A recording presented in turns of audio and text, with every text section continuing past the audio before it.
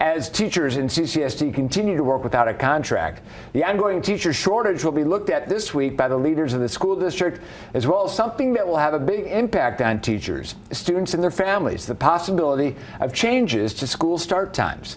Kim Passoff joins us live now at CCSD's Greer Education Center on Flamingo, where the meeting will take place with what we can expect. Kim? Yeah, John, that meeting will happen right here on Thursday at 5 p.m. But one item on the agenda that is already getting a lot of attention: adjustment to school start times and school busing. Teachers, recruitment, and critical labor shortage. This is a look at Clark County's 5-year strategic plan. The district has a goal of 0 vacancies, but there's a long way to go, with more than 1,000 positions currently open.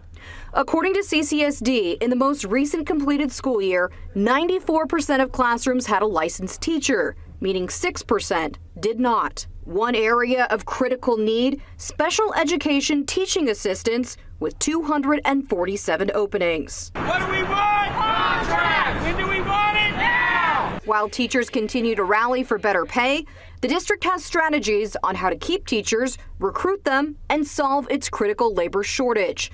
Its ultimate solution to fix the teacher shortage: quote, enhancing compensation. There will also be a presentation on adjusting school start times. The Nevada State Board of Education is requiring all schools in the state that currently begin prior to 8 a.m. to provide alternative options to families and students because of potential negative impacts on student health, well-being, and academic performance.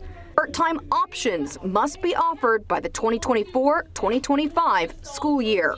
3 options are being considered in CCSD. A, shifting all school start and dismissal times by 60 minutes. B, inversion of high school and elementary school start and dismissal times. And C, consolidating the current 3-tier bell schedule to 2-tier. While option A would not have a financial cost, B and C would mean the district would need more buses, potentially costing $11 million or $100 million, respectively.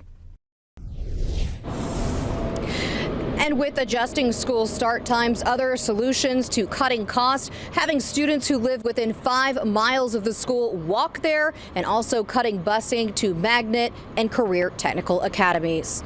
Reporting live tonight, Kim Passoff, Fox 5 News, local, Las Vegas. After months of negotiations, CCSD declared an impasse and has demanded arbitration to resolve the contract dispute with the Clark County Education Association, which bargains on behalf of over 18,000 educators.